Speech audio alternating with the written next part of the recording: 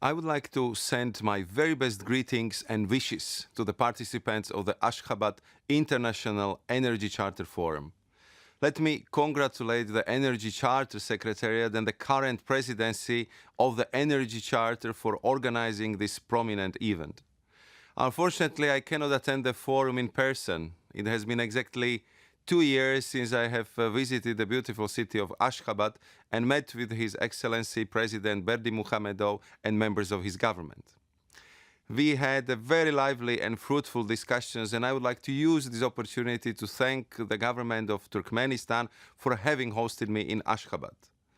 On this occasion, Turkmenistan organized a quadrilateral EU, Azerbaijan, Turkey, Turkmenistan ministerial meeting that resulted in a joint signature of the Ashgabat Declaration on the cooperation in the field of energy. This declaration set the foundation for the creation of the EU-Azerbaijan, Turkey-Turkmenistan working group with the participation also of Georgia. Within this framework, the representatives of the countries concerned met already twice, and I believe this successful cooperation will continue in the years to come. Let me thank the Turkmen representatives and notably Mr. Maksat Babayev for his active participation and contribution to the successful proceedings of the Ashgabat Declaration Working Group. Also, I would like to take this opportunity and congratulate Mr. Babayev for his recent nomination to the post of the Deputy Chairman of the Cabinet of Ministers. I'd like to wish him all the success in this new position. I believe that Mr. Babayev's nomination and his new role will only strengthen our cooperation and engagement with the authorities of Turkmenistan. Let me take the opportunity to congratulate Turkmenistan for the completion of the East-West pipeline and the ongoing works on the Tapi gas pipeline. The experience gained by all the stakeholders in these major projects may also contribute to the development of the projects. This enhanced diversification of energy suppliers and routes to the European Union, notably the Southern Gas Corridor and its possible extension to Central Asia via the Trans-Caspian pipeline.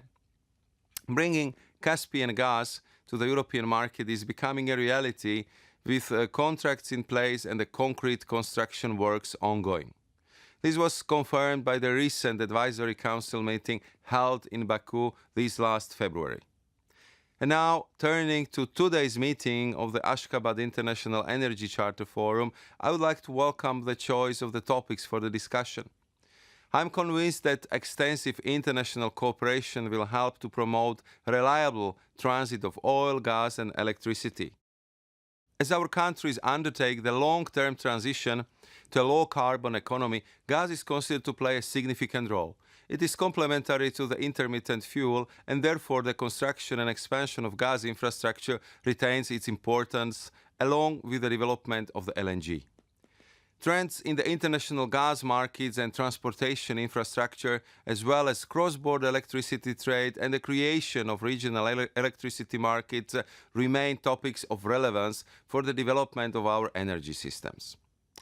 Let me conclude by expressing my firm belief that in the years to come, the Caspian and Central Asia region and the European Union will continue to develop the mutually beneficial cooperation in a wide range of areas, including energy.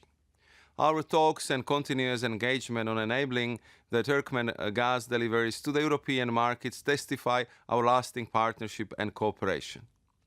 Finally, I would like to congratulate the organizers of the forum, and notably Mr. Babayev, Mr. Kakayev and Dr. Rusnak, and wish a very successful and fruitful discussion. Thank you very much for your attention.